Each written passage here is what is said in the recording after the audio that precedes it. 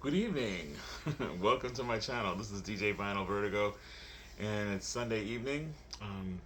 Got a lot of stuff accomplished, and I figure I can settle down and work on a video for you and also for me. This is part of the series the new series that I'm doing on my channel um, called the Chaka Files, and I'm going to, like I said, I'm going to be going through every recording of Chaka Khan with and without Rufus and with other artists, that kind of thing. So um, it's gonna be a nice series. It's gonna be a nice long series because there's gonna be a lot of stuff to go through.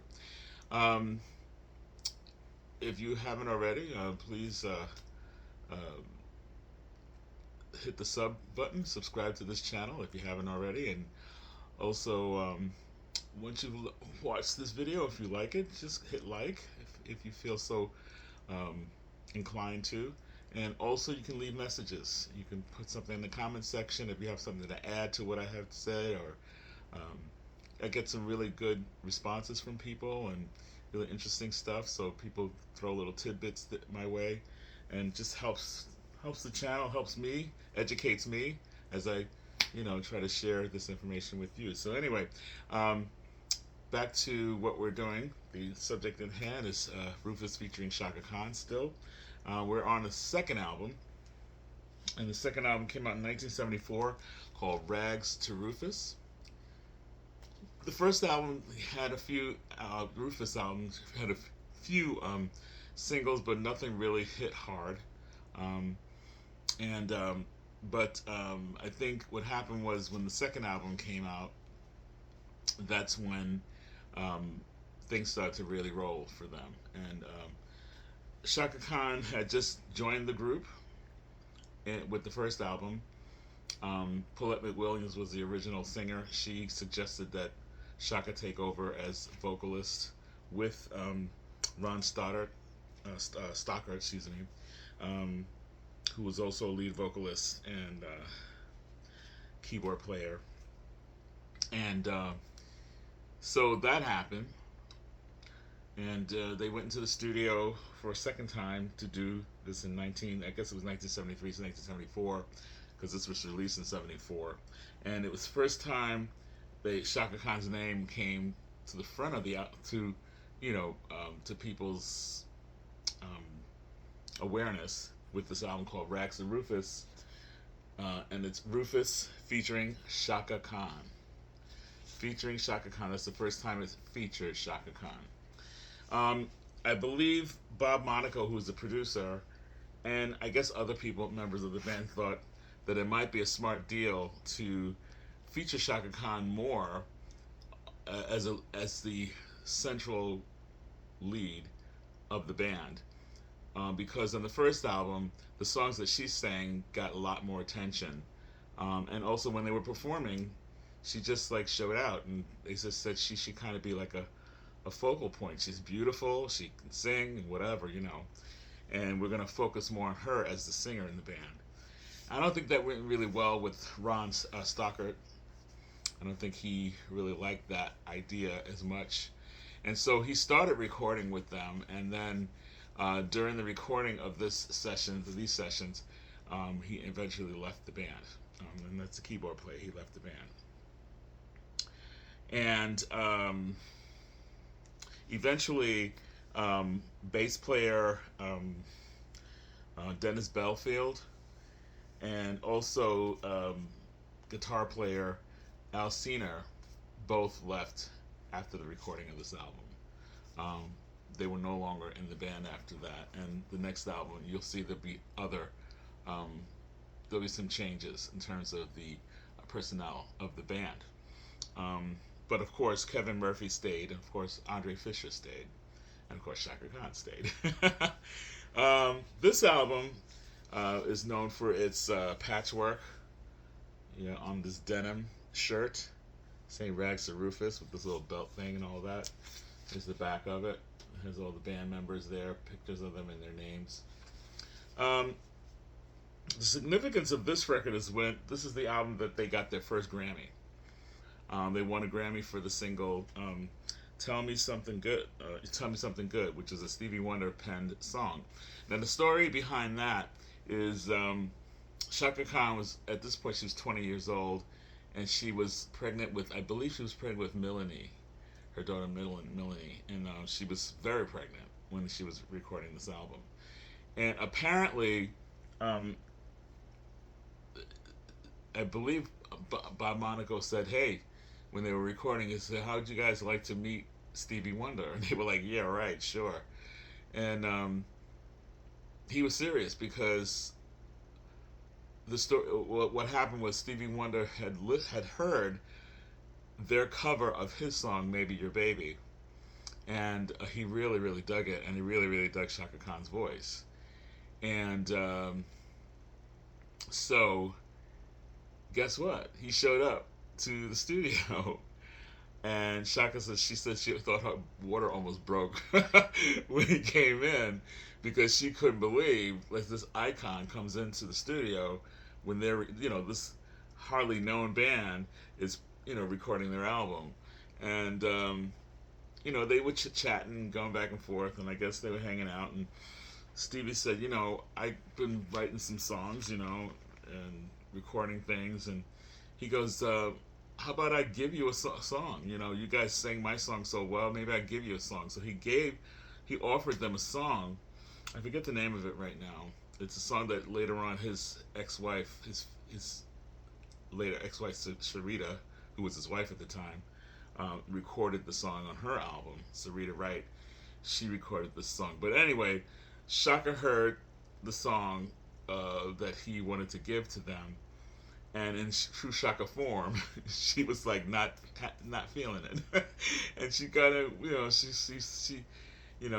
just said you gotta be honest, she just said what else you got. She didn't say it was bad. She wasn't feeling it, and she goes, what else you got? And Stevie was like, whoa, and he asked her, what's your sign? And she says, I'm a Aries with a Pisces, whatever. And he goes, I got the song for you. And then he started to play on the keyboards, which eventually became the guitar, guitar. And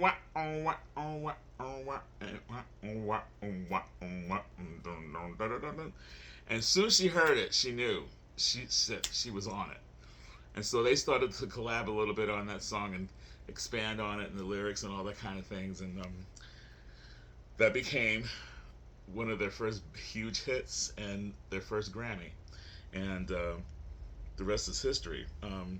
So definitely, I'm sure Rufus and Shaka Khan actually can definitely thank Stevie Wonder for really helping them get somewhere, because he gave them a really good song, a real funky song that really worked for Shaka.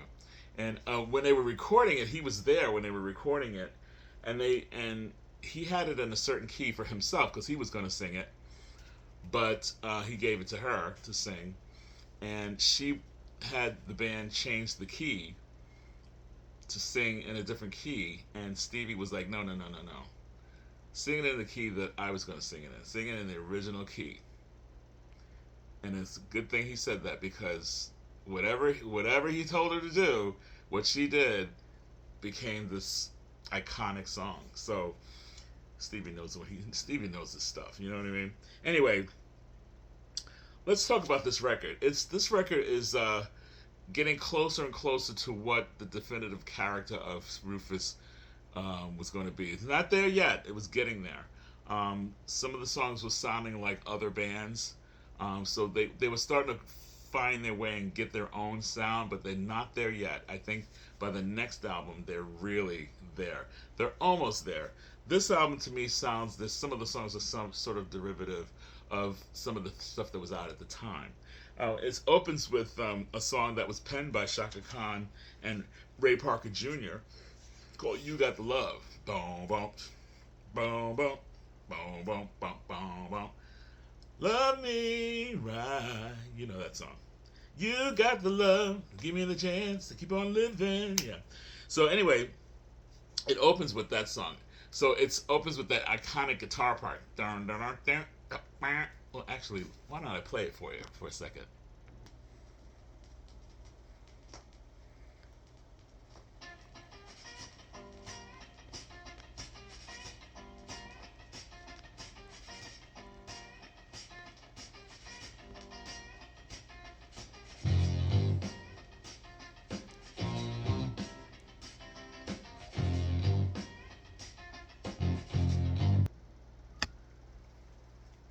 So there you go. So that's the beginning of "You Got the Love," and that's how the record starts. I mean, it's really great. Um, they go into a song called "I Got the Right Street," which is kind of like a '70s kind of like just an uptune, cute little poppy uptune they do. It's kind of got a little funk to it. Then they go into "Walking in the Sun," which is a very kind of like a bluesy ballad. It almost sounds like something that would be sung by Aretha Franklin. You can hear Aretha Franklin having this as one of her B-sides or something like that. It has that kind of feel to it. And then they go into the title track, which is Rags to Rufus, which something that Rufus did on just about all the records. They always did like at least one instrumental track on an album where the guys could stretch their legs out a little bit. You know what I mean? Without Chaka singing over it, just the band just jamming and doing their thing. And so that's Rags to Rufus. It's a cute kind of. It's almost like a funky fusion type thing. It's almost it makes you think of like later like Herbie Hancock kind of stuff. Has that kind of feel to it. And then they end the first side with "Swing Down Chariot," which is a song that is written by let's see who wrote that. Um, Shaka, uh, uh, let's see, Ron, and let's see, Dennis Belfield, and Alcina. Yeah, so all together, all of them put that song together, and that song, um, "Swing Down Chariot," it has kind of like almost like a spiritual soul sound to it. Again, another song that you can imagine being sung by um, um, Aretha Franklin. You can just hear it. So that's what I mean. There was some stuff that was kind of derivative to me. Not bad. It's good stuff. It's just that they haven't really found their own signature yet. And to me, "You Got the Love" was one of the signature kind of thing. That's the direction that they were kind of going into. Side two opens with "Sideways," which is another instrumental. I mean, Shaka's talking in it, and she's laughing and doing a little vocalizing, but no song. It's no lyrics or anything like that. So it's a little short instrumental, about 2 minutes long. Then they go into this really incredible ballad, this soul ballad, that's written by Ashford and Simpson, who were famous at Motown and stuff, singer songwriters and artists, great artists in their own right. Now they already did. Rufus had already done an earlier a song by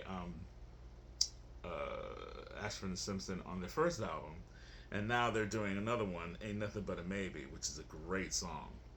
Um, and she does a really good rendition of it as well. Then we get to the classic "Tell Me Something Good," and the syncopation of the guitar and the bass in that, and the drums.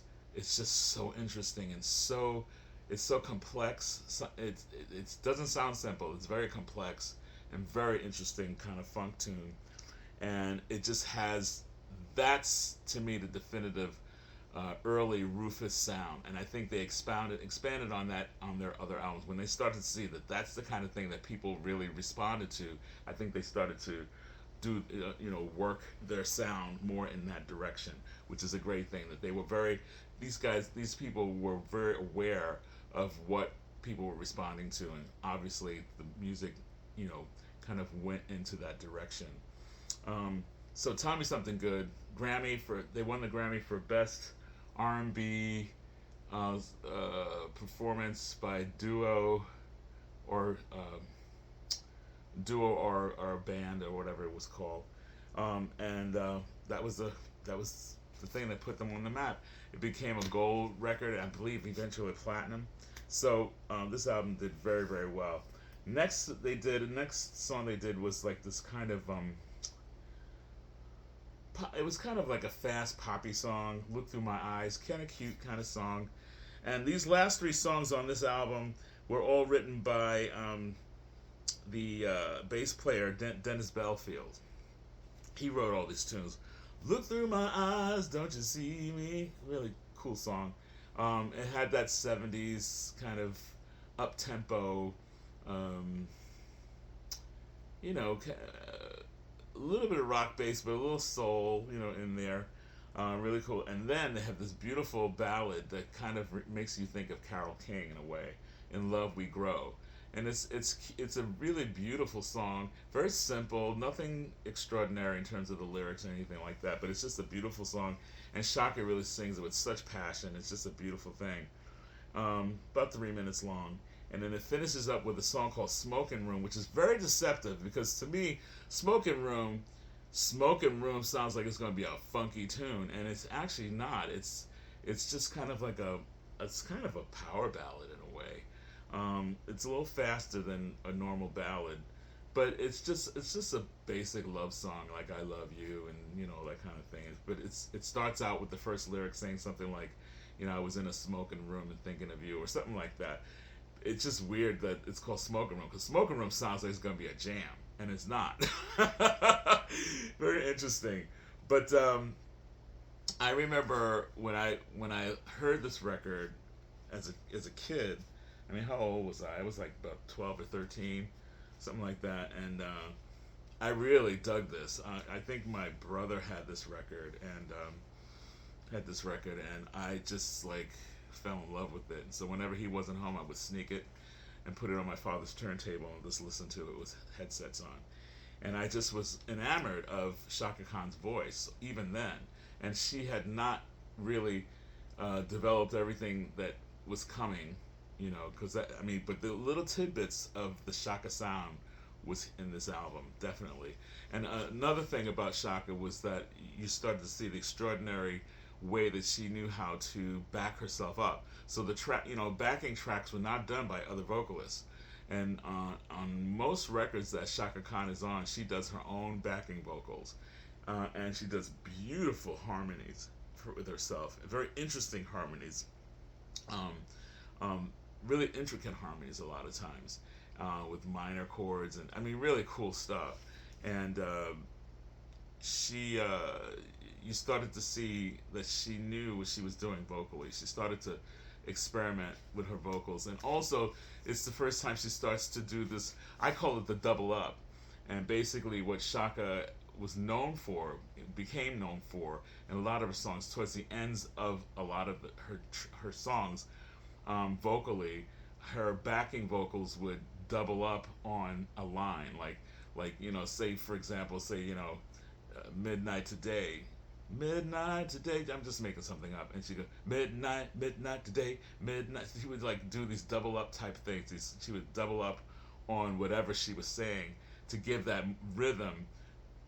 Another, it's just like another instrument. The backing vocals are like another instrument. She was really good at that, and you'll see that as the albums progress, she does it a lot more with a lot as the albums go forward. So this is a great example of early Shaka Khan, very young Shaka Khan, a 20-year-old Shaka Khan, who is just finding her bearings. She's finding her footing in not only in the industry, in the business of music, but also in the creation of music, and finding her own way and getting her own voice. And she's almost there. I think by the next album, she's there. And then the following record, she is so there. But we're not talking about that yet. We're just talking about Rags to Rufus. This is a great album. It's you can find this probably pretty cheap, probably, probably easily to find on CD. But on record, it's to find this album. These days, I think people really grab these and hold on to them because of the iconic songs "You Got the Love" and "Tell Me Something Good." They're iconic songs. They're songs that if anybody says Rufus or Shaka Khan, other than "I Feel for You," they talk about "Tell Me Something Good." Of course, they always bring that up, and it's something that it's kind of a staple. So this album, a lot of people did not let go of because of those songs. So you might not be easily able to find this, at least an OG of this, but probably you can get a reissue. Um, it's well worth having it in your collection. Um, if you're not into the more rock and roll version of Rufus, which is the first album, start with this one. I would start with anything because I love everything that Shaka Khan does, but start with this one. This one will definitely show you the bare bones Shaka, the growing Shaka, and you see where it all began. This is definitely a good platform uh, for early Shaka Khan. So Rufus featuring Shaka Khan, Rags to Rufus, great album. Um, Definitely a must-have in the collection, and that's it. So this is episode 2 of the Chaka Files. The next album that we're going to talk about is called Rufusized, and that'll come soon. I'm going to do a little research, and then I'm going to talk to you about that record, because that record I can tell you everything about, every single thing. But in the meantime, um, I just want to let you know the reason why how I came up with this idea was I had ordered and got in the mail this record, and this is called Shaka Khan One Night in Malibu. It's a live album, and it has all of our big hits, iconic hits like I Feel For You, Ain't Nobody, Everlasting Love, Hollywood, Pack My Bags, Through the Fire, Stay, Tell Me Something Good, Sweet Thing, and I'm Every Woman. And this is a numbered and limited 180G collector's edition of this live record. And this is number 280 of 1,111 copies. This came out, this is 2025, this came out this year. And this was a concert she did in 2007 in Malibu. And what, God, they touched her up really good there. She looks good there, but this is, and it has a little story in the back all about her and all that kind of stuff. And it's really good. And there's actually a video you can see on YouTube of this concert. And she's just killing it. Yeah. Anyway, this is the reason why I got this, and I said, you know what? I should talk about all of Shaka Khan's records, and that's what I came up with this series. So, enough of that. Enough of the background on that. Anyway, have a good evening, guys. We'll see you again real soon. Again, if there's anything you want to add to this chapter or this episode, put something in the comment section, something that you know about it, or whatever. What's your favorite song from this album, or that kind of thing. So that's it. Keep listening to great music, and talk to you soon. This is DJ Viner Vertigo signing off.